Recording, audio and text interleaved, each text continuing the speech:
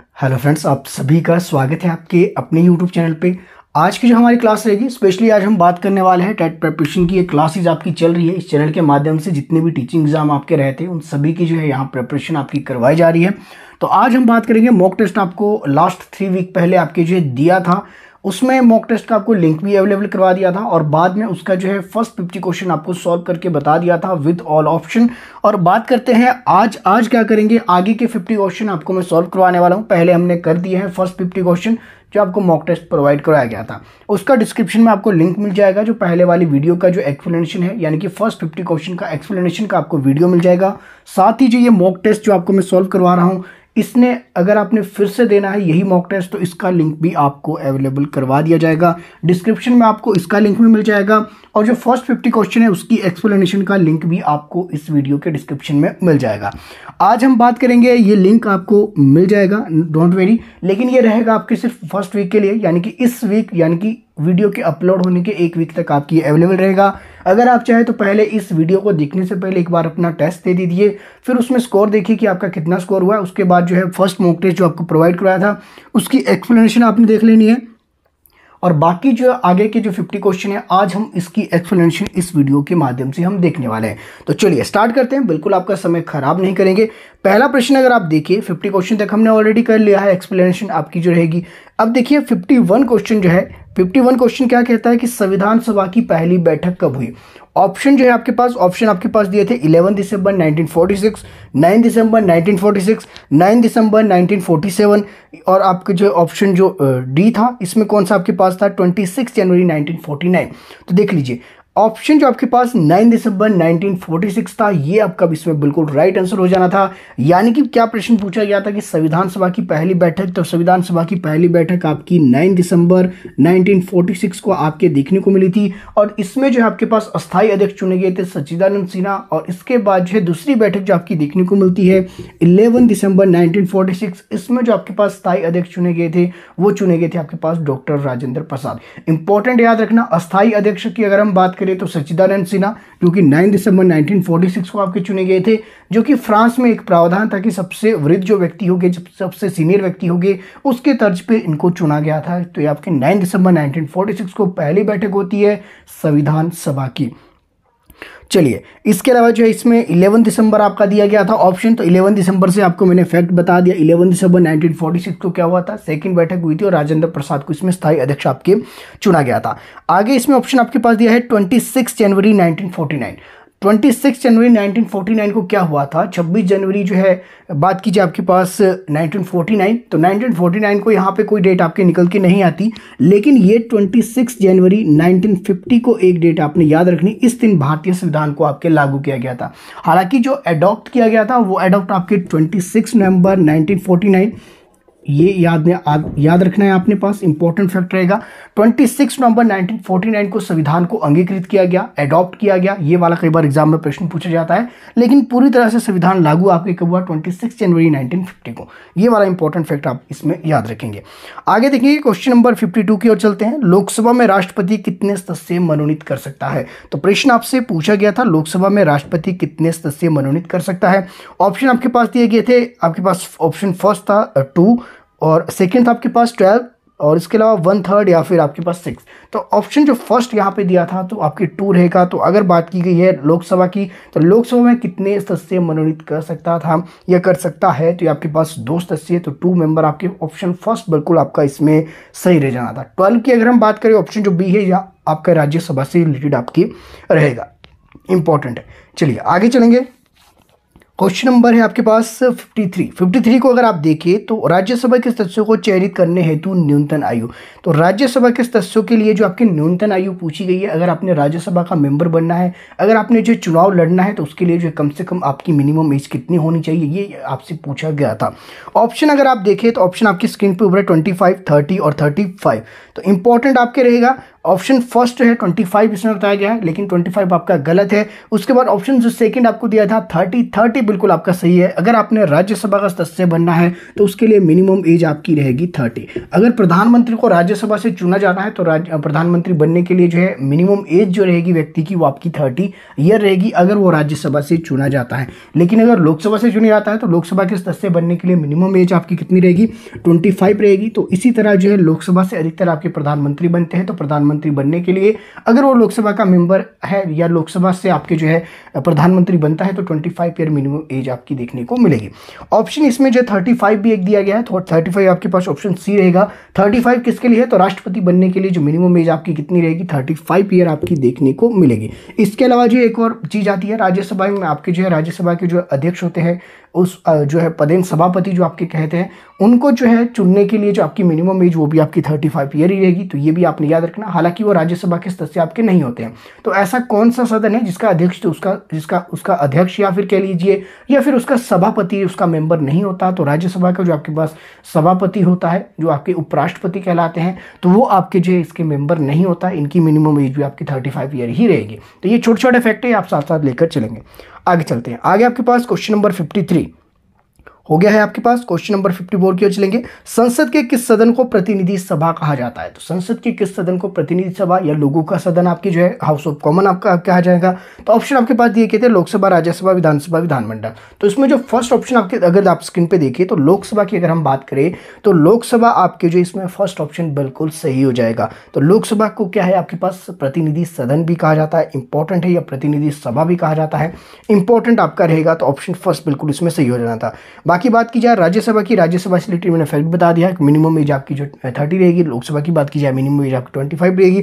इसी तरह आपके पास विधानमंडल की बात की जाए, विधानमंडल में विधान परिषद, विधानसभा दोनों ये भी बिल्कुल एचटी जैसे ही काम करती है जैसे कि ये आपके काम करते हैं। डिटेल में वीडियो देखनी होगी इससे रिलेटेड, आपको जो संसद से रिलेटेड एक वीडियो मैंने आपकी जो है यूट्यूब पर डाली है, अगर आप चाहे तो उसको भी देख सकते हैं। पार्लियामेंट करके आपने सर्च करना, उसमें बाद में लिख देना क्वालिटी लर्न पॉइंट या क्वालिटी लर्न अकेडमी, तो दोनों करके आपको वीडियो सामने आ जाएगी। बाकी अगर मुझे याद रहा डिस्क्रिप्शन में आपको लिंक दे दूंगा, अगर याद नहीं रहा अगर आपको डायरेक्ट लिंक चाहिए तो मुझे मैसेज कर देना। जो मेरे साथ व्हाट्सएप पे स्टूडेंट है, जो ग्रुप में स्टूडेंट है, उनमें से कोई भी मुझे मैसेज कर देना, आपको ग्रुप में भी वीडियो डाल दी जाएगी। बाकी कोशिश करूंगा अगर डिस्क्रिप्शन में मुझे याद रहा तो उसको वीडियो को डाल दिया जाएगा। आगे चलते हैं, आगे आपके पास क्वेश्चन नंबर 55 अगर आप देखिए तो इसमें था संयुक्त अधिवेशन की अध्यक्षता कौन करता है। संयुक्त अधिवेशन की बात की गई है, यानी कि किसकी बात की गई है, संयुक्त अधिवेशन यानी कि ज्वाइंट सेशन। तो ज्वाइंट सेशन आपसे क्या पूछा गया है कि संयुक्त अधिवेशन की अध्यक्षता कौन करता है। ज्वाइंट जो अधिवेशन है, ज्वाइंट अधिवेशन आपके किस आर्टिकल में आता है, 108 आर्टिकल 108 108 के अंतर्गत आपके जो ज्वाइंट सेशन को बुलाया जाता है। इसको बुलाता कौन है, बुलाया जाता है इसको राष्ट्रपति द्वारा, लेकिन इस अधिवेशन की जो अध्यक्षता है कौन करेगा, इस अधिवेशन की अध्यक्षता आपके लोकसभा का अध्यक्ष करेगा। ये संयुक्त अधिवेशन होता क्या है, यानी कि आपके पास संयुक्त अधिवेशन को अगर हम इसको कुछ स्टूडेंट को हो सकता है समझना है कि संयुक्त अधिवेशन है क्या। एक्चुअल में कुछ एक ऐसे प्रस्ताव होते हैं जो कि आपके जरूरी भी है, लेकिन इतने भी जरूरी नहीं है कि आपके जो है वो अलग अलग सदन से ही या फिर विशेष बहुमत से पारित करना उसके लिए अनिवार्य है।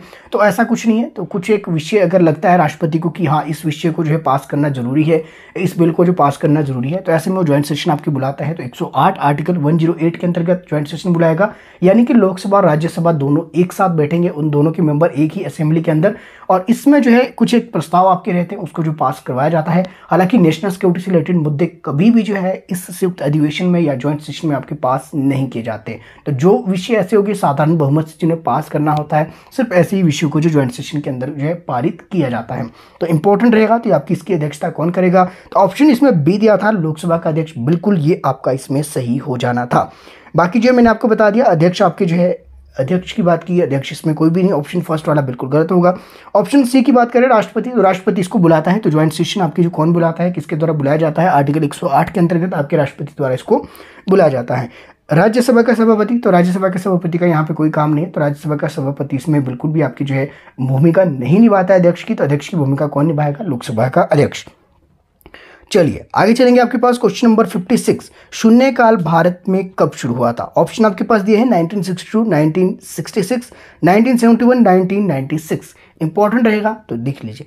शून्यकाल की अगर हम बात करें तो शून्यकाल भारत में कब से शुरू हुआ, 1962 में, और भारत की ये देन थी कि शून्यकाल आपके जो है आपके पेश किया गया। तो 1962 जिसने भी आपके ऑप्शन फर्स्ट लगाया होगा, जिनको ये टेस्ट दिया गया था, तो बिल्कुल आपका निस्संदेह यहाँ पे ये सही हो जाएगा। इसके अलावा 1966, 1971 और इसके अलावा 1996, इससे रिलेटेड एक एक फैक्ट आपने जो खुद से देख लेना है कि 1971 में क्या चीज़ इंपॉर्टेंट हुई जो एग्जाम में पूछी जा सकती है, 1966 में क्या इंपॉर्टेंट हुई जो आपसे पूछी जा सकती है, 1996 में आपकी क्या इंपॉर्टेंट हुई जो आपसे पूछी जा सकती है। ये आपके लिए होमवर्क का क्वेश्चन है और आप इसके बाद कमेंट सेक्शन में कमेंट भी करेंगे कि इससे क्या क्या फैक्ट आपको पता है, ताकि जो है एक क्वेश्चन बैंक आपका तैयार हो जाए। अलग अलग स्टूडेंट अलग अलग जो है क्वेश्चन लेकर आएंगे और कमेंट सेक्शन में कमेंट करेंगे और बाद में जो है बाकी सभी स्टूडेंट जो है उस कमेंट सेक्शन को देखेंगे, तो उसमें आपको जो अलग अलग क्वेश्चन मिल सकते हैं जो कि सभी को लगता है कि आपके पॉइंट ऑफ व्यू से ये वाला क्वेश्चन इंपॉर्टेंट है और ये वाला इंपॉर्टेंट नहीं है। तो ऐसे में सभी का जो एक क्वेश्चन बैंक तैयार हो जाएगा।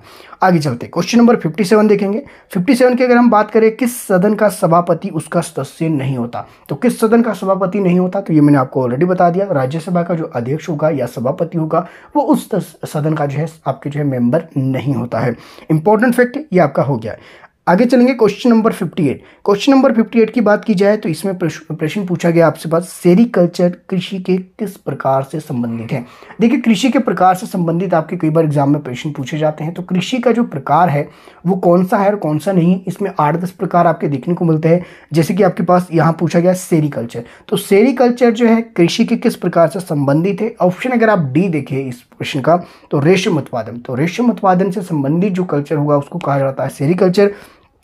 उसके अलावा ऑप्शन फर्स्ट अगर आप देखो तो फर्स्ट आपके पास मछली पालन है, तो मछली पालन आपके जो इंपॉर्टेंट है, मछली पालन आपका इंपॉर्टेंट है। बागवानी आपकी फसलों से कौन कौन से कल्चर ये इंपॉर्टेंट है। अंगूरों की जो है उत्पादन से ये आपके इंपॉर्टेंट है। तो इसमें आपके पास कौन से रहेंगे, आपके पास मछली की बात की जाए तो पीसी कल्चर आपका देखने को मिलेगा। इसके अलावा बात की जाए आपकी बागवानों की, तो बागवान में हॉर्टिकल्चर आपके देखने को मिलेगा। अंगूरों की बात की जाए, अंगूरों के पालन से संबंधित या अंगूरों का जो आपकी खेती की जाती है उससे संबंधित जो कौन सा कल्चर आपके देखने को मिलता है, तो विटिकल्चर इंपॉर्टेंट है। अगर सारे फैक्ट याद रखना चाहो तो याद रख सकते हैं।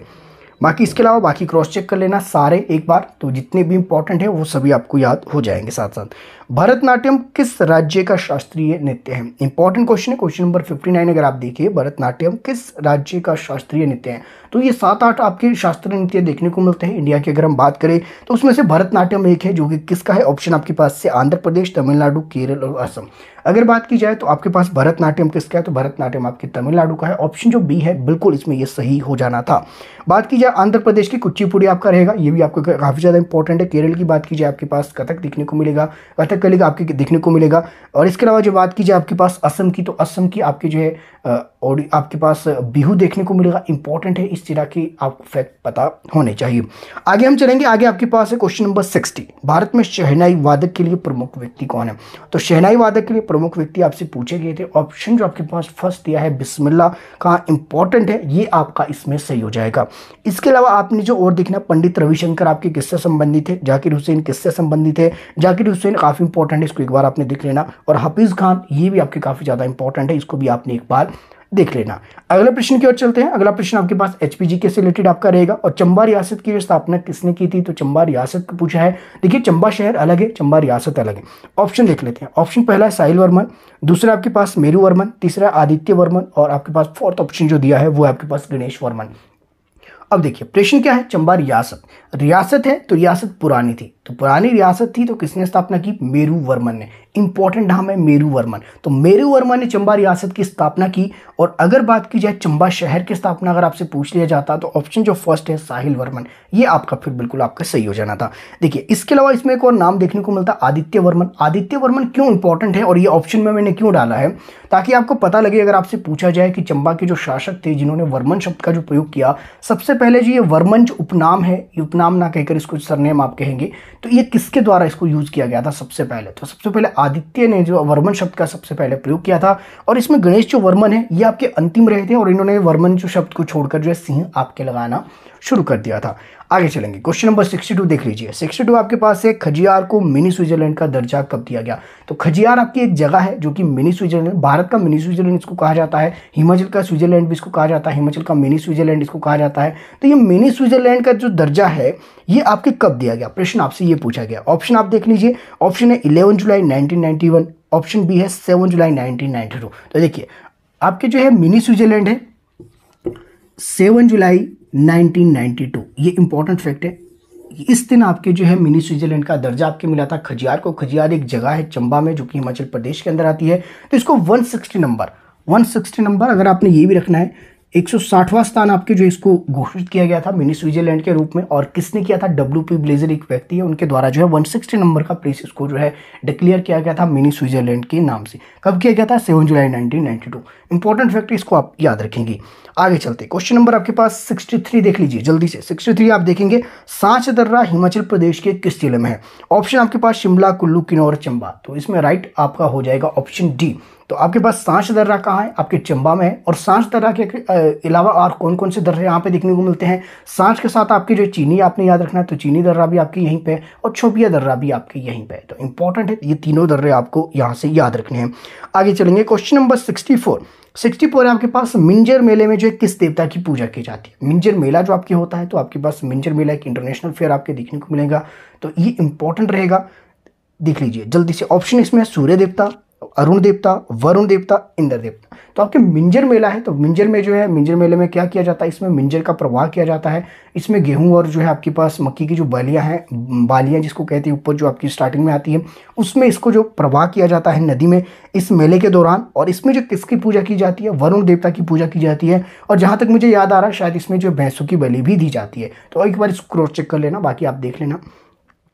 ठीक है, आगे चलेंगे आपके पास क्वेश्चन नंबर 65 की अगर मैं बात करूं, चंद्रनाहन झील हिमाचल प्रदेश के किस जिले में स्थित है? ऑप्शन आपके पास ये है शिमला, ऑप्शन 2 आपके पास है, ऑप्शन 3 आपके पास सिरमौर, इसके बाद सोलन। तो चंद्रनाहन झील, नाहन एक जगह है सिरमौर में जहाँ की लिटिल मेमोरियल आपका जो काफ़ी फेमस है, लेकिन ये झील आपकी जो है कहाँ पे है? तो ये आपकी देखने को मिलती है चंद्रनाहन झील डिस्ट्रिक्ट शिमला के अंदर। ऑप्शन जो फर्स्ट वाला है ये आपके पास बिल्कुल इसमें सही हो जाएगा। आगे चलेंगे क्वेश्चन नंबर 66 देख लेते हैं। क्वेश्चन नंबर 66 से आपके पास शिक्षा मनोविज्ञान को जोड़ने वाली कड़ी कौन सी है? इंपॉर्टेंट है। ऑप्शन आपके पास दिए है, मानव व्यवहार है, अंतर्दर्शन है, कॉग्निटिव डेवलपमेंट है, या फिर नन ऑफ द अबव। तो इसमें जो फर्स्ट है मानव व्यवहार। तो मानव व्यवहार क्या करता है? मानव व्यवहार आपके शिक्षा और मनोविज्ञान को जोड़ने की एक विशेष कड़ी के रूप में काम करता है। इंपॉर्टेंट रहेगा, फर्स्ट आपका जो है सही रहेगा। सेकंड की बात की जाए, इंट्रोस्पेक्शन, अंतर्दर्शन जो है, इंट्रोस्पेक्शन आपकी सबसे जो पुरानी विधि है व्यवहार अध्ययन की। अगर इससे फैक्ट आपने याद रखना है तो इंट्रोस्पेक्शन मेथड आपकी जो है इंपॉर्टेंट रहेगा ऑप्शन बी के हिसाब से। ऑप्शन सी की बात की है, कॉग्निटिव डेवलपमेंट पे आपके जीन पियाजे द्वारा काम किया गया था और आपकी जो है इसमें ब्रूनर द्वारा भी आपके काम किया गया था। इसके अलावा जो है वागोत्स्की ने भी इससे रिलेटेड आपके जो है काम किया था। हालांकि इंपॉर्टेंट आपकी जो रहती है जीन पियाजे की कॉग्निटिव डेवलपमेंट की जो 4 स्टेजेस है वो आपकी काफ़ी ज़्यादा इंपॉर्टेंट रहती है और एग्जाम में अधिकतर यही पूछा जाता है। क्वेश्चन नंबर 67 देख लेते हैं, बुद्धि लब्धि सामान्य सीमा क्या है? तो बुद्धि लब्धि IQ के आपके सामान्य जो सीमा क्या है टर्मोन के अकॉर्डिंग? तो ये आपके पास ऑप्शन जो सी दिया है 90 से लेकर 110 इंपॉर्टेंट रहेगा, ये आपको एग्जाम में कई बार दिखा गया है। आगे चलेंगे, गेस्टाल्ट ने अधिगम सिद्धांत दिया। तो गेस्टाल्ट जो थ्योरीज थे आपके कौन कौन थे? वर्दिमल, कोहलर और कॉफा, जो कि इनसाइड थ्योरी से संबंधित थे। इन्होंने कौन सी थ्योरी दी थी? इनसाइड थ्योरी दी थी। इसी में आपके जो क्वेश्चन नंबर 68 का ऑप्शन बी देखे, ट्रायल एंड एरर किसने दी? तो थॉर्नडाइक द्वारा दी गई थी। और इसके अलावा जो क्लासिकल कंडीशनिंग की बात की जाए तो क्लासिकल कंडीशनिंग थ्योरी किसने दी थी? इवान पेवलो द्वारा। इंपॉर्टेंट रहेगा, ये वाला फैक्ट भी आप साथ साथ इसमें याद रखेंगे। ऑपरेंट कंडीशनिंग की बात कर लेते हैं, ऑपरेंट किसने दी थी? BF स्किनर दी थी। काफी इजी आपके लिए हो जाएगा, बार बार चीजें आपकी रिपीट हो रही है तो चीजें अब आपको लर्न हो जानी चाहिए। आगे चलेंगे, आगे आपके पास क्वेश्चन नंबर 69 को अगर आप देखिए तो जब बच्चा अपने माता पिता तथा अध्यापकों से अत्यंत प्रश्न पूछता है तो ऐसे में वो किस प्रवृत्ति का उद्दक है? तो उसके अंदर क्या है? क्यूरियोसिटी आपके देखने को मिलती है। तो ऑप्शन जो फर्स्ट वाला था बिल्कुल ये आपका इसमें सही हो जाना था। बाकी इंटेलिजेंट की बात की जाए तो इंटेलिजेंट आपके IQ से पता चलेगा कि कितना बच्चा इंटेलिजेंट है या फिर नहीं है। बाकी बात की जाए लर्निंग डिसऑर्डर की, लर्निंग डिसऑर्डर आपने याद कर लेना कि डिसलेक्सिया किससे है, डिस्फ्रेजिया किससे, अफेजिया किससे है, इस तरह के डिस्कैलकुलिया किससे है। तो यहाँ से भी प्रश्न आपके एग्जाम में देखे गए हैं। आगे चलते हैं, where was the first experiment psychology laboratory setup? तो पहली जो एक्सपेरिमेंटल साइकोलॉजी आपकी जो कहाँ पे की गई थी? तो लेप्जिग में की गई थी। ऑप्शन जो सी है बिल्कुल आपका सही है। और ये कब की गई थी जरा कमेंट सेक्शन में कमेंट करेंगे। जो रेगुलर स्टूडेंट है उनको ये आना चाहिए क्योंकि कई बार मैंने ये पहले भी करवा चुका हूँ। आगे चलेंगे, आगे आपके पास question number 71, who propounded the theory of the trial and error? Already मैंने बता दिया थॉर्नडाइक ने। ऑप्शन जो सी है बिल्कुल सही है, बाकी की सभी की हमने बात कर ली है। क्वेश्चन नंबर 72 की बात करेंगे। 72 आपके पास, the concept of reward and punishment in the process of teaching learning is based upon the law of learning in learning by. देख लीजिए प्रश्न ध्यान से देखना, मैक्सिमम स्टूडेंट को क्या लगता है कि यहाँ पे जो आंसर होना चाहिए बी एफ स्किनर होना चाहिए कि रीइंफोर्समेंट और रिवार्ड की जो बात है बिल्कुल सही है। रिवार्ड की बात की जाए, आपके पास रीइंफोर्समेंट पनिशमेंट की बात की जाए तो ये किसने की है बात, तो किसने की है, बी एफ स्किनर ने। लेकिन किसके ऊपर बेस्ड है, प्रश्न आप ध्यान से समझना। The concept of reward and punishment in the process of the teaching learning is based upon the law of learning is learning by. तो किसके लॉ आपका इफेक्ट है, जो law of effect of learning जो आपके ये कॉन्सेप्ट है ये किसके द्वारा दिया गया था, थॉर्नडाइक पे बेस आपकी थी और इसी को जो आधार बनाकर बी एफ स्किनर ने इसके ऊपर आगे काम किया। देखिए जो आपके थॉर्नडाइक है, थॉर्नडाइक आपके जेवी वॉटसन का जो काम था, जो वर्क था, बिहेवियरिस्ट आपके थे जेवी वॉटसन, और जेवी वॉटसन के ही काम को आपके जो आगे बढ़ाने का काम किया किसने, थॉर्नडाइक ने, और थॉर्नडाइक के काम को आगे किसने बढ़ाया, आपके बी एफ स्किनर ने। इस तरह ये चीजें रिलेट है। तो ऐसे में आपको लग सकता है कि ये बी एफ स्किनर होगा, लेकिन यहाँ पे जो प्रश्न को अगर ध्यान से देखें तो ये थॉर्नडाइक के जो है लॉ ऑफ इफेक्ट के आपके पास नियम है, इस पर ही आपके पास लॉ ऑफ लर्निंग का जो नियम है इस पर ये बेस्ड आपके पूरी तरह से था। तो थॉर्नडाइक इसमें राइट आंसर आपका हो जाएगा। आगे चलेंगे, आगे आपके पास इसमें रहेगा question number 73, who propounded the sampling theory. Important है, सैम्पलिंग थ्योरी से कई बार डायरेक्ट ये प्रश्न आपका बनता है, तो किसके द्वारा, थर्स्टन द्वारा। ऑप्शन जो बी दिया था बिल्कुल आपके सही था। बाकी फ्रॉवेल ऑप्शन फर्स्ट देखिए तो आपके पास इसमें खेल विधि के जनक आपके प्ले वे मेथड इन्होंने दिया था, किंडरगार्टन मेथड आपको जो कहेंगे। थॉर्नडाइक की हमने बात ऑलरेडी कर ली है, पेवलो की बात हमने कर ली है। आगे चलते क्वेश्चन नंबर 74 है, who gave the principle of operant conditioning. इसकी हमने ऑलरेडी बात की है, आपकी ऑपरेंट कंडीशनिंग किसने द्वारा दी है, तो ऑपरेंट कंडीशनिंग आपने दी है स्किनर ने। ऑप्शन बी बिल्कुल आपका सही हो जाएगा। Who said influences the ideal time to learn. किसने कहा कि सीखने के लिए जो आदर्श काल माना जाता है शिशुअवस्था को, तो किसने कहा था, ये आपके पास वैलेंटाइन। ऑप्शन सी बिल्कुल सही हो जाएगा। जीन पियाजे की कॉग्निटिव डेवलपमेंट की 4 स्टेजेस आपके इंपॉर्टेंट है, याद रखनी। फ्रॉबेल ने आपके किंडरगार्टन मेथड दिया था, ये याद रखना। ऑप्शन डी कोहलर से इनसाइड थ्योरी आपने याद रखना। 76 के चलेंगे, हु गेव इनसाइड थ्योरी। तो इनसाइड थ्योरी कोहलर द्वारा दी गई थी, कोफा और वर्धमान तीनों ही आपके गेस्टाल थ्योरीज थे। ऑप्शन डी है नन ऑफ दी, माफ कीजिए ऑल ऑफ दी अबव, ये आपके बिल्कुल इसमें सही हो जाएगा। 77 की ओर चलते हैं। A 5 year old child mental age is 5 and then his IQ will be. देखिए एक जो 5 वर्ष का बालक है उसकी जो मानसिक आयु भी 5 वर्ष ही है। इसमें देखिए अ 5 year old जो आपके पास चाइल्ड रहेगा, मान लीजिए कि बच्चा जो है कितना 5 year का आपके है, मैं आपको ये समझा देता हूँ क्योंकि ऐसे प्रश्न आपके पूछे जाते हैं। तो ऐसे में जो आप यहाँ पे एक प्रश्न क्यों गलत करके आओ, IQ से ही अगर आपसे थोड़ा डेप्थ में पूछ लिया जाए तो इस तरह से पूछ लिया जा सकता है। तो क्या कहा यहाँ पे, प्रश्न है यहाँ पे अ 5 year old, तो आपके पास एक फॉर्मूला है MA/CA मल्टीप्लाई बाय 100। तो मेंटल एज आपकी क्या दी है, तो इसमें मेंटल एज आपकी 5 दी है। क्रोनिकल एज क्या है, क्रोनिकल भी आपकी 5 है। देखिए प्रश्न क्या बोलता है, अ 5 year, तो 5 year आपकी क्रोनिकल एज 5 year और उसकी जो है मेंटल एज कितनी, तो मेंटल एज भी आपकी 5 है। मल्टीप्लाई इसको 100 से कर देना। इस तरह से जब आप इसको डिवाइड करेंगे तो बाद में आपके पास क्या बचा, तो यहाँ पे इसका IQ कितना होगा, तो यहाँ पे 100। तो इसमें जो ऑप्शन आपके पास दिए थे 120, 100, 90 और आपके पास 80। तो ऑप्शन जो बी है 100 इस बच्चे का IQ रहेगा। तो किसी बच्चे का IQ जानने का सबसे बेस्ट मेथड आपके पास यही है।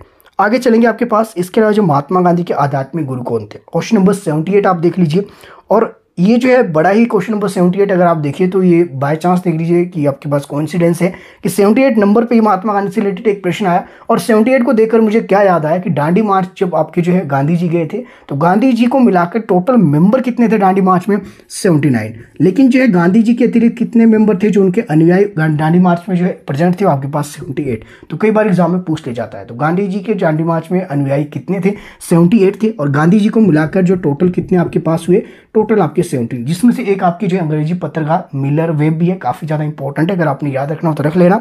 प्रश्न यहाँ पे क्या पूछा गया था, प्रश्न यहाँ पे पूछा गया कि महात्मा गांधी के आध्यात्मिक गुरु पूछे हैं। तो आध्यात्मिक गुरु आपके पास ऑप्शन अगर आप देखिए, पहले ऑप्शन आपके पास गोपाल कृष्ण गोखले, तो गोपाल कृष्ण गोखले नहीं है। गोपाल कृष्ण गोखले कौन है, गोपाल कृष्ण गोखले आपके राजनीतिक गुरु है। ऑप्शन जो बी है लियो टॉल्स्टॉय, इंपॉर्टेंट है, बिल्कुल आपका ये सही हो जाएगा। आध्यात्मिक गुरु आपके कौन कहा जाते हैं, लियो टॉल्स्टॉय। इनकी लेखनी से काफी ज्यादा प्रभावित थे आपके गांधी जी, तो इसी कारण जो इनको आध्यात्मिक गुरु आपके इनके माना जाता है। बाकी बात की जाए राजनीतिक गुरु, मैंने ऑलरेडी बता दिया, गोपाल कृष्ण गोखले इनके राजनीतिक गुरु आपके देखने को मिले थे। बाकी लाला लाजपत राय से एक फैक्ट आपने याद रखना, साइमन कमीशन के विरोध में इन्होंने प्रदर्शन किया था, बाद में इनको लाठीचार्ज हुआ, उसके कारण जिनकी मृत्यु आपके देखने को मिली थी। और रासबिहारी घोष के विषय में आपने खुद देख लेना एक फैक्ट, कोई भी आप जो इसमें इंपॉर्टेंट अगर आपको लगेगा एग्जाम से रिलेटेड तो आपने खुद से देख लेना है। आगे चलेंगे क्वेश्चन नंबर 79। संसद के संयुक्त अधिवेशन की अध्यक्षता कौन करता है? तो ये मैंने ऑलरेडी आपको बता दिया, लोकसभा का जो है अध्यक्ष होगा, जो आपके लोकसभा स्पीकर है वो आपकी इसकी अध्यक्षता करेगा। आगे चलेंगे क्वेश्चन नंबर 80, भारत से बाहर किस मुगल शासक का मकबरा है? कई बार एग्जाम में पूछा गया। ऑप्शन आपके पास है बाबर, जहांगीर और अकबर, और ऑप्शन डी है ए और बी बौद्ध। देख लीजिए, बाबर का मकबरा कहाँ है? काबुल में है। ऑप्शन बी देखेंगे जहांगीर, जहांगीर का मकबरा कहाँ है? लाहौर में आपके पास शाहदरा देखने को मिलता है। अकबर का सिकंदरा में है। तो ऑप्शन जो इसमें फर्स्ट और सेकंड है, बाबर और जहांगीर, ये बिल्कुल सही हो जाए, क्योंकि दोनों के मकबरे आपके कहाँ है? भारत से बाहर है। बाकी मुगल शासकों के जितने मकबरे हैं वो भी आपको वीडियो के माध्यम से कई बार मैंने बताया, और अलग से वीडियो भी बनी है, प्लेलिस्ट में जाकर देख लेना। अगर आप टेट प्रिपरेशन कर रहे हैं तो आपके लिए एक अलग से फोल्डर बना है, उसमें जितने इंपॉर्टेंट वीडियोस हैं वो सारी आपके लिए काफ़ी हेल्पफुल रहेंगी एचपी टेट एग्जाम के लिए। अगर बात की जाए तो 600 प्लस वीडियोस आपकी जो है एचपी टेट एग्जाम के रिलेटेड आपकी इस चैनल के माध्यम से आपको प्रोवाइड करवाई गई है। अब ये आप पर निर्भर करता है, अगर आप कितने सीरियस है। आपने कोचिंग लेने की कोई जरूरत नहीं है। अब अपने टॉपिक आप नोट डाउन कीजिए। टॉपिक मैंने सिलेबस कई बार आपको बताया है, और 2-3 पहले भी आपको जो है बताया कि कौन कौन से टॉपिक आपने पढ़ने, उसके रिगार्डिंग ही आप जो अपने प्रिपरेशन कर सकते हैं। आगे चलेंगे, क्वेश्चन नंबर देखेंगे 81 है आपके पास, सिरमौर प्रजामंडल की स्थापना कब हुई? तो सिरमौर प्रजामंडल की स्थापना, ऑप्शन अगर आप सी देखें 1939, इंपॉर्टेंट है बिल्कुल, यहाँ पे ये सही हो जाएगा। 1936 में किसकी स्थापना है ये भी आप मुझे बताएंगे। एचपीजी के आपको ऑलरेडी कवर करवाया है। 1000 आपके जो क्वेश्चन हमने जो कवर की है, प्लेलिस्ट में अलग से फोल्डर बना है एचपीजीके का, उसमें जो है कई बार आपको जो बताया, अगर आप रेगुलर स्टूडेंट तो आपने वो सीरीज देखी होगी। अगर नहीं देखी है तो एक बार 1000 क्वेश्चन की वो सीरीज कंप्लीट देख लेना। एचपीजीके के लिए आपको कोई बुक लेने की जरूरत नहीं है, कोई और एक्स्ट्रा मटेरियल आपको पढ़ने की जरूरत नहीं है। आगे चलेंगे, 82 देख लेते हैं। चंबा के किस राजा ने औरंगजेब का जो मंदिर को गिराने के आदेश को ठुकरा दिया था? 82 में आपके पास ऑप्शन जो फर्स्ट दिया था चतर सिंह, बिल्कुल ही आपका सही हो जाएगा। चतर सिंह आपके ऐसे थे जिन्होंने जो है औरंगजेब के आदेश को ठुकरा दिया था। औरंगजेब का मकबरा कई बार पूछ लिया जाता है, औरंगाबाद, तो इंपॉर्टेंट है वो, ये भी आपने साथ साथ याद रखना है। इसके अलावा इसमें ऑप्शन आपके पास है, आपके पास उदय वर्मन, तो ये आपके वर्मन शब्द लगा, इसका मतलब चंबा का यह शासक था। गणेश वर्मन, तो गणेश वर्मन अंतिम थी जिन्होंने वर्मन शब्द का प्रयोग किया, उसके बाद उन्होंने सिंह की उपाधि आपकी ले ली थी। भूरी सिंह से रिलेटेड कई बार एग्जाम में पूछे था, भूरी सिंह संग्रहालय आपसे पूछा जाता है, तो इंपॉर्टेंट है, ये चीज भी आपको पता होनी चाहिए। आगे चलेंगे, आगे आपके पास क्वेश्चन नंबर 83, एचपी का 18वां राज्य बनने वाला बनाने की घोषणा किसके द्वारा की गई थी? हिमाचल प्रदेश जो आपके 18 नंबर का जो आपके राज्य जो डिक्लेयर किया गया, स्टेट पूर्ण राज्य का दर्जा जब उसको मिला था 1971 में, तो इसको जो किसने इसकी घोषणा की थी? तो ये की थी आपकी इंदिरा गांधी ने। ऑप्शन जो सी है बिल्कुल इसमें यहाँ पे ये सही हो जाएगा। तो ये कहाँ से की थी ये अनाउंसमेंट? तो आपके पास गिरजा जो आपके पास मैदान है, जो कि आपके पास शिमला में है, जो कि आपके पास 8% जो है रिज मैदान है, मे बी जा, तो वहां से आपकी ये घोषणा की गई थी। आगे चलेंगे, आपके पास क्वेश्चन नंबर 84 देखेंगे, हिमाचल प्रदेश में विधानसभा को भंग कब किया गया? ये वाला फैक्ट आपके कई बार एग्जाम में पूछा जाता है। 1956 में जिसको भंग किया गया था, हालांकि बाद में वापस विधानसभा को अपनाया गया था। ये आपकी एचपीजीके की जो इंट्रोडक्शन वाली वीडियो है उसमें मैंने आपको डिटेल में बताया है कि हिमाचल प्रदेश कब आपके जो है मुख्य आयुक्त रहा था, कब तक आपके चीफ कमिश्नर आपके रहा था, और कब तक ये आपके पास भाग सी राज्य रहा था, पार्ट सी राज्य रहा था, या फिर आपके कब तक ये आपके पास जो है केंद्र शासित प्रदेश आपके देखने को मिला था। ये सारी चीज़ें मैंने उस वीडियो के अंदर कवर करवाई है, तो एक बार उस वीडियो को आपको जाकर देख लेना। आगे चलेंगे, आपके पास क्वेश्चन नंबर 85, विश्व रक्तदान दिवस, यहाँ पे डे से रिलेटेड आपके एग्जाम में प्रश्न देखने को मिलते हैं। तो विश्व रक्तदान दिवस की बात की जाए तो आपकी कब मनाया जाता है? 14 जून। इंपॉर्टेंट है, ऑप्शन सी बिल्कुल आपका इसमें सही हो जाना था। बात कीजिए आपके पास यहाँ पे बाकी के ऑप्शन, 9 जनवरी आपने एक याद रखना, प्रवासी दिवस यहाँ पे मनाया जाता है। बाकी के ऑप्शन आपने देख लेना कि इसमें क्या क्या चीज़ें आपके देखने को मिलती है। आगे चलेंगे, क्वेश्चन नंबर 86 आपके पास संविधान सभा की अंतिम बैठक कब हुई? देखिए, एक तो पहली बैठक आपकी जो है 9 दिसंबर 1946, ये आपके एग्जाम में पूछी जाती है। अंतिम बैठक जो संविधान सभा की कब हुई ये आपसे पूछी जाती है। ऑप्शन अगर आप देखें 26 नवंबर 1949, 26 नवंबर 1949 को क्या हुआ? संविधान सभा को अडॉप्ट किया गया। इंपॉर्टेंट है, एक चीज याद रखनी है, 26 जनवरी 1950 इस दिन जो संविधान को आपके लागू किया गया था। थर्ड ऑप्शन है 24 जनवरी 1950, बिल्कुल सही है, 24 जनवरी 1950 इंपॉर्टेंट है। 24 जनवरी 1950 को आपके 2-3 चीजें आपके देखने को मिली थी। अंतिम बैठक इसमें हुई थी और इसी दिन आपके राष्ट्रीय गान राष्ट्रगीत को अपनाया गया। तो ये चीजें भी आपको जो है याद रखनी है। आगे चलेंगे, आपके पास इसमें जो है क्वेश्चन नंबर 87 अगर आप देखिए, संविधान निर्माण में संवैधानिक सलाहकार किसे नियुक्त किया गया था? 2 प्रश्न यहाँ से बनते हैं, एक तो संवैधानिक सलाहकार, एक आपसे पूछा जाता है कि संविधान जो है सभा का जो है विचार किसके मन में आया कि एक संविधान सभा होनी चाहिए। ऑप्शन अगर आप देखें एम एन रॉय, तो एम एन रॉय के मन में जो है ये विचार आया था कि जो है संविधान सभा की होनी चाहिए। ऑप्शन बी देखें राजेंद्र प्रसाद, तो राजेंद्र प्रसाद संविधान सभा के जो है स्थायी अध्यक्ष चुने गए थे 11 दिसंबर 1946 को। ऑप्शन सी सच्चिदानंद सिन्हा की अगर बात करें तो ये आपके अस्थायी अध्यक्ष चुने गए थे 9 दिसंबर 1946 को। अब चीजें आपको याद होने लग जाएगी। ऑप्शन जो डी है बी एन राव, तो बी एन राव आपके संवैधानिक सलाहकार थे। ऑप्शन जो डी था इसमें बिल्कुल आपका सही हो जाना था। आगे चलेंगे क्वेश्चन नंबर 88, हरमंदिर साहिब का निर्माण किसने करवाया? हरमंदिर साहिब यानी कि गोल्डन टेम्पल, जो स्वर्ण मंदिर आज की डेट में अमृतसर में आपके देखने को मिलता है, इसी की बात की गई है कि हरमंदिर साहिब का निर्माण किसने करवाया था। ऑप्शन फर्स्ट है गुरु अमरदास, ऑप्शन बी है गुरु रामदास और ऑप्शन सी है गुरु अर्जुन देव, ऑप्शन डी है आपके पास गुरु गोविंद सिंह। तो इसमें जो ऑप्शन सी था गुरु अर्जुन देव, बिल्कुल आपके ये सही हो जाना था। और इसी मंदिर के बाद जो जलाशय है वो किसने बनाया था? जलाशय का जो निर्माण करवाया था वो रामदास जी द्वारा कराया था। अमरदास जी की बात की जाए तो उनकी एक बीबी थी, बीबी भानो, उनकी एक माफ कीजिए इनकी एक बेटी थी बीबी भानो, उनको जो है अकबर द्वारा दान की गई थी ये भूमि और इसी पे जलाशय बना था। और बाद में इसी जलाशय के जो है समीप में या फिर इसी जलाशय के बीच में आपकी जो है हरमंदिर साहिब का निर्माण कराया जाता है गुरु अर्जुन देव द्वारा। और 10वें गुरु आपके सिख जो है गुरु गोविंद आपकी सिंह आपके थे, तो ये वाला भी फैक्ट आपने याद रखना है। 89 देख लेंगे, बाबर ने पानीपत का पहला युद्ध किसके साथ लड़ा? इंपॉर्टेंट है। पहला ऑप्शन है आपके पास राणा सांगा मेदिनी राय अफगानों के साथ, ऑप्शन डी है नन ऑफ दिस। तो इन किसी के साथ भी उसने पहला युद्ध नहीं लड़ा। एक फैक्ट आपने याद रखना बाबर से, एक तो बाबर का मकबरा भारत से बाहर है, कहाँ पे है? काबुल में है। 8% आपके अफगानिस्तान में है। दूसरा फैक्ट आपने याद रखना कि अकबर ने जितने भी युद्ध लड़े विजयी आपके अकबर ही रहा। और कौन कौन से युद्ध लड़े? तो पानीपत का युद्ध यहाँ पे देखने को मिलता है, खानवा का युद्ध यहाँ पे देखने को मिलता है, चंदेरी का युद्ध यहाँ पे देखने को मिलता है, घाघरा का युद्ध, ये सभी युद्ध किसके द्वारा लड़े गए? अकबर द्वारा। और इस सभी में जो है विजय कौन रहा था? हमेशा आपके अकबर रहा था। अब होमवर्क क्या है आपके लिए? होमवर्क इसमें यह बनता है कि यहाँ पे जितने भी युद्ध है वो किस किस के साथ यहाँ पे लड़े गए थे। आगे चलेंगे, बगदाद के खलीफा से मान्यता प्राप्त करने वाला पहला मुस्लिम शासक।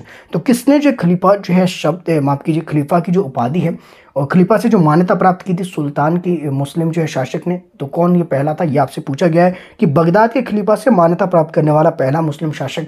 ऑप्शन अगर आप देखें इल्तुतमिश आपके इंपॉर्टेंट आपकी ये रहेगा, ऑप्शन फर्स्ट बिल्कुल आपकी यहाँ पे सही हो जाएगा। इसके अलावा जो है बात कीजिए आपके पास जो है कुतुबुद्दीन ऐबक की, ऑप्शन जो बी है कुतुबुद्दीन ऐबक आपकी जो है कुतुब मीनार है जो आपके पास बख्तियार काकी की जो याद में बनाया गया था। ये आपके जो इसका निर्माण कार्य इन्होंने शुरू किया था, हालांकि इसको खत्म किसने करवाया था? आपके इल्तुतमिश द्वारा आपके करवाया गया था। खिलजी की बात की जाए, खिलजी काफ़ी ज़्यादा इंपॉर्टेंट है, इसने जो दाग और हुलिया प्रथा आपकी जो है अपनाई थी, इंपॉर्टेंट है ये वाला। बलबन की बात की जाए, लाहौर रक्त की नीति, ब्लड एंड आयरन पॉलिसी और पाबोस और सिजदा जैसी प्रथाएं भी इसके द्वारा चलाई गई थी, ये भी आपकी काफ़ी ज़्यादा इंपॉर्टेंट है। क्वेश्चन नंबर 91 की ओर चलते हैं। अढ़ाई दिन का झोपड़ा, तो अढ़ाई दिन का झोपड़ा किसके द्वारा बनाया गया था? कुतुबुद्दीन ऐबक द्वारा, इंपॉर्टेंट है। और बाकी जो है बलबन से रिलेटेड इल्तुतमिश आपको मैंने फैक्ट बता दिए हैं। क्वेश्चन नंबर 92, संविधान की किस अनुसूची में नगर पालिका की शक्तियां, प्राधिकार और जिम्मेवारियों का उल्लेख किया गया है? तो देखिए इसमें जो संविधान की किस अनुसूची की बात की गई है जिसमें नगर पालिकाओं और आपके जो है प्राधिकार और जिम्मेवारियों का उल्लेख किया गया है। एक मैंने आपके जो है पंचायती राज के ऊपर एक मैंने वीडियो बनाई है, उसमें हमने डिटेल में इसमें बात की है। और साथ में कई वीडियो में मैंने आपको बताया कि पंचायती राज हो गया चाहे नगर पालिका, ये दोनों एक के बाद एक देखने को मिलते हैं। यानी कि अगर बात की जाए आपकी पंचायती राज की, तो पंचायती राज के 11 देखने को मिलता है, तो 12 में क्या मिलेगा? 12 में आपको नगर पालिका मिलेगी। उसी तरह भाग 9 और भाग 9A, तो भाग 9 में पंचायत देखने को मिलेगी, भाग 9A में या 9क में या 9क में आपके देखने को मिलती है नगर पालिका।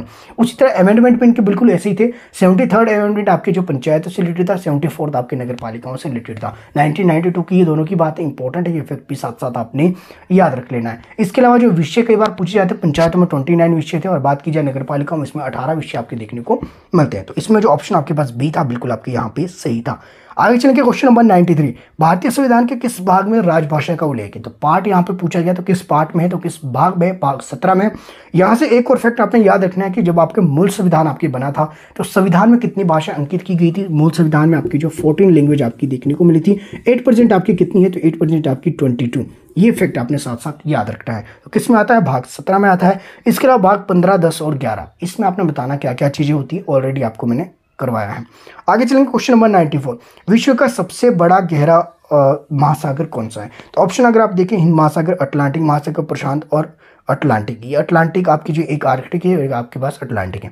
इंपॉर्टेंट रहेगा, विश्व का सबसे बड़ा और गहरा पूछा है तो प्रशांत महासागर, मेरियाना ट्रेंच आपके यहाँ पे देखने को मिलती है। तो इंपॉर्टेंट ऑप्शन सी बिल्कुल आपके सही हो जाएगा। इसके अलावा हिंद महासागर आपने देख लेना क्या है, और आर्कटिक आपने देख लेना कि आपकी जो कहाँ पे है, कि आपके नॉर्थ में है या फिर आपके पास साउथ में। इसके अलावा जो अटलांटिक की बात की जाए तो एस आकार की जो इसमें आकृति देखने को मिलती है। ये वाला फैक्ट अगर आपने याद रखना तो रख लेना। क्वेश्चन नंबर 95 की ओर चलते हैं। भारत का बिस्मार्क किसे कहा जाता है? तो भारत का बिस्मार्क किसे कहा जाता है? भारत का बिस्मार्क कहा जाता है सरदार वल्लभ भाई पटेल को। ऑप्शन जो फर्स्ट वाला दिया था यहाँ पे बिल्कुल यहाँ पे सही हो जाना था। बाकी आगे चलेंगे। क्वेश्चन नंबर 96, हिमाचल के किस राजा को अजान बाहु के नाम से कहा जाता है? अजान बाहु क्या होता है कि जिसकी जो ये भुजाएं हैं, जो मेरे पास ये भुजाएं है, ये भुजाएं आपकी जो घुटनों तक जाएगी, इनको अजान बाहु, ये आपकी एक संदर्भ है। जैसे कि आपके श्री रामचंद्र जी थे, तो उनकी अगर आपने तस्वीरें वगैरह भी देखी हुई तो उनकी भुजाओं को जो है घुटनों तक आपके दिखाया जाता है, बनाया जाता है, लंबी आपकी दिखाई जाती है। तो इसी कारण जो उनको अजान बाहु भी कहा जाता है। तो किसको जो अजान बाहु के नाम से जाना जाता है? तो ये आपके केहरी सिंह थे। इंपॉर्टेंट है, इंपॉर्टेंट फैक्ट आपने साथ साथ याद रखने हैं। बाकी इसके अलावा जो जगत सिंह इंपॉर्टेंट रहेगा नाम। जगत सिंह ने जो कुछ एक इंपॉर्टेंट काम किया था, मैं भी शायद दशहरा कुल्लू का दशहरा इनके द्वारा स्टार्ट किया गया था। अगर आपने क्रॉस चेक करना होगा क्रॉस चेक कर लेना। भूरी सिंह संग्रहालय आपसे कई बार एग्जाम में पूछा जाता है, तो ये भी आपने देख लेना। तो इसके अलावा जो आपके पास चतर सिंह की अगर हम बात करें, चतर सिंह जो आपके इंपॉर्टेंट है, जिन्होंने जो औरंगजेब के आदेश को मानने से इनकार किया था, ये हमने ऑलरेडी अभी देख लिया है। आगे हम चलेंगे। आपके पास हिमाचल किस वर्ष संघ शासित प्रदेश बना? तो संघ शासित प्रदेश आपके 1956 में आपके देखने को मिला था और 71 तक आपके देखने को मिला था। तो ऑप्शन जो इसमें फर्स्ट वाला था 1956 इंपॉर्टेंट है, ये आपने थोड़ा सा याद रखना है। उदयपुर का प्राचीन नाम यहाँ पे कई बार पूछे जाते हैं हिमाचल प्रदेश के काफी सारे एग्जाम में, कि जैसे यहाँ पे देखिए तो उदयपुर का प्राचीन नाम आपके पास ऑप्शन जो बी दिया था मारकुल, इंपॉर्टेंट है, बिल्कुल सही हो जाना था। गिरग्राम की बात की जाए, बैजनाथ का पुराना नाम आपके देखने को मिलता है। कुल्लू की बात की जाए, कुल्लू का मिलता है। ऑप्शन डी देखिए धमेरी, तो नूरपुर का पुराना नाम आपके देखने को मिलता है।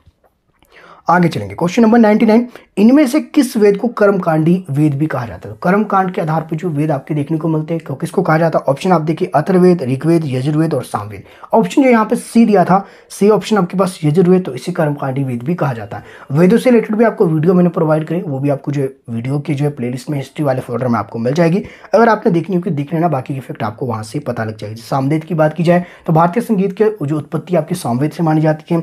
ऋग्वेद की बात की जाए, वर्ण व्यवस्था आपके यहाँ देखने को मिलती है। सूर्य का वर्णन यहाँ देखने को मिलता है। गायत्री मंत्र यहाँ पे देखने को मिलता है। इसी तरह आपके अथर्ववेद जादू टोना से आपके संबंधित है। तो ये सारी चीजें आपकी इंपॉर्टेंट रहेगी, सारे फैक्ट आपको पता होने चाहिए। क्वेश्चन नंबर 100 और आज का अंतिम प्रश्न भी रहेगा, किस मुगल शासक के काल को स्थापत्य कला का स्वर्णयुग कहा जाता है? इंपॉर्टेंट है ऑप्शन जो इसमें बी अगर आप देखिए शाहजहां, तो शाहजहां के शासनकाल को जो आपके स्थापत्य कला का जो है स्वर्णयुग कहा जाता है। तो ये इंपॉर्टेंट फैक्ट है आपके पास, और कोशिश की है मैंने अपनी ओर से आपको सारा ओवरऑल करवाने की। आपको इसमें साइकोलॉजी भी करवा दिया, एचपीजी भी करवा दिया, हिस्ट्री करवा दिया, पॉलिटी आपको करवा दिया, साथ में जीके सेक्शन भी हमने इसमें कवर करने की कोशिश की है इस 50 क्वेश्चन के अंदर। और मैंने अपनी ओर से उम्मीद की कि आपको विद ऑल ऑप्शन आपको बता दिया जाए। और बाकी बताइएगा वीडियो आपको कैसी लगी। इस तरह के और भी मॉक टेस्ट मेरे पास अवेलेबल है, आपको प्रोवाइड करवा दिए जाएंगे। अगर इस वीडियो को आप ज़्यादा से ज़्यादा शेयर करते हैं, ज़्यादा से ज़्यादा इसके ऊपर अच्छे जो कमेंट्स आपके देखने को मिलते हैं, जो मैंने क्वेश्चन पूछे उनके रिप्लाई देखने को मिलते हैं, तो आपके लिए नया मॉक टेस्ट आपको जल्दी मिल जाएगा। और उस मॉक टेस्ट के बाद आपको उसकी एक्सप्लेनेशन भी आपको मिल जाएगी विद ऑप्शन के साथ। आप चाहे तो मेरे साथ बने रह सकते हैं। मेरे साथ बने रहने के लिए आप सभी का तहे दिल से बहुत बहुत धन्यवाद।